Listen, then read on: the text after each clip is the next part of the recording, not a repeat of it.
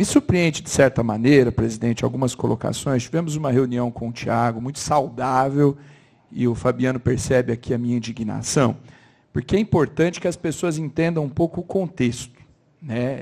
É fundamental que elas, ao analisarem qualquer situação, não olhem apenas uma fotografia, em especial uma situação com esse grau de complexidade. Ao ser eleito prefeito do município em 15 de novembro do ano de 2020, uma das maiores preocupações que tive, ciente do desafio que era organizar, buscar a equalização da previdência do nosso município, eu imediatamente iniciei a busca por caminhos que nos levassem a algo que fosse considerado sustentável e positivo para o nosso município. Eu me recordo que iniciei, antes de tomar posse, as conversas pessoalmente com o Instituto Municipal de Previdência na figura do Fabiano, que aqui compõe a mesa. E a minha preocupação, e ao longo desse período nós demonstramos a responsabilidade que temos com a previdência do servidor, ela se deu em discutir essa questão de duas maneiras, ou especialmente sob dois prismas. Um, que é importantíssimo, que é o técnico, que é esse que nós estamos colocando aqui na mesa, o da tecnicidade, o da busca pelo equilíbrio atuarial, e a reunião que nós fizemos com o atuário do Instituto Municipal de Previdência, diga-se de passagem, com a presença do Tiago, foi, de fato, fantástica, uma reunião muito produtiva, em cima de premissas, discussão daquilo que era importante, daquilo que era relevante, colocando na mesa questões técnicas, mas não nos esquecendo dos aspectos administrativos que perduraram ao longo dos últimos anos. Nós hoje discutimos, e a Prefeitura acaba, e a nossa gestão, quando optou pelo projeto de segregação de massa, pela reorganização financeira, ela não o fez com o interesse de rolar problemas para a frente. Ela fez com duas vertentes muito consistentes, muito sérias. A primeira, consciente de que a reorganização financeira exigiria do Executivo Municipal meter a mão no bolso, se comprometer a realizar aportes, pagamentos para compensar os anos de apagão, de compromisso com a Previdência Municipal. E nós assim fizemos, e quando o André, atuário contratado através de um processo regular, quando ele chegou na prefeitura, ele veio prefeito, e nós discutimos essas alternativas junto com o Instituto e com a assessoria contratada. Prefeito, de todas as formas, uma consciência o senhor precisa ter. Enquanto prefeito, o senhor vai comprometer grande parte do seu orçamento com a previdência do município, porque nos anos que te antecederam, os anos que antecederam o seu mandato, a prefeitura deixou de cumprir a sua parte. Isso é público, é notório. E aqui, com todo respeito, Vanessa, é importante a gente fazer essas colocações, elas são fundamentais para a contextualização. Nós estamos exercendo a responsabilidade de buscar uma contribuição equilibrada para compensar a falta de atenção ao princípio da retributividade previdenciária. Nós assumimos a prefeitura que contribuía, e aí de maneira, senhor presidente, o senhor foi muito feliz nas considerações que fez, porque contribuía de maneira eventual com algo que era uma obrigação.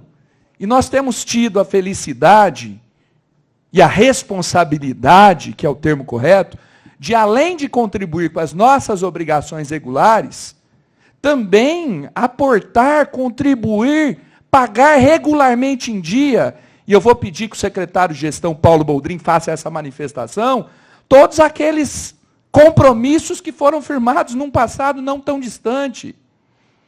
Então, nós temos que, primeiro, ter essa consciência de que nós assumimos um compromisso sério de manter aquilo, de aportar, de levar aquilo que é a nossa obrigação.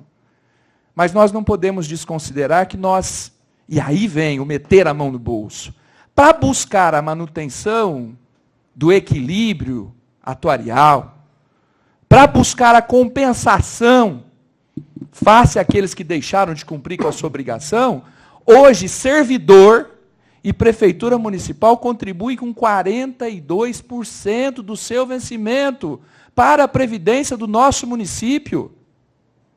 42%. Nós deixamos de pagar 19,30 e passamos a aportar 28 como contribuição patronal.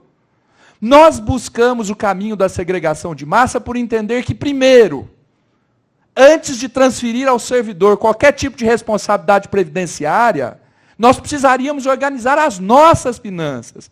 Nós precisaríamos ter um poder executivo comprometido com a sua obrigação. E aí muito me espanta, e o Fabiano sabe o tamanho da indignação que tenho quando alguém coloca em xeque, quando alguém evidencia, ou quando alguém dá a entender, ou vem querer fazer qualquer tipo de ilação que possa demonstrar, André, qualquer tipo de desídia, de responsabilidade da nossa gestão junto ao Instituto Municipal de Previdência. Eu nunca escondi de ninguém que um dos maiores desafios que nós teríamos para tocar o nosso mandato, e na condição de prefeito, eu sei do tamanho da responsabilidade que o prefeito tem diante disso, nós precisaríamos buscar o equilíbrio do nosso Instituto Municipal de Previdência. E assim o fizemos. Sob a suspeita de muitos, sob a contrariedade de alguns que estiveram administrando esse município ao longo de muito tempo, mas não tiveram a coragem, a competência de poder imprimir qualquer tipo de proposta que colocasse a Previdência Municipal nos trilhos.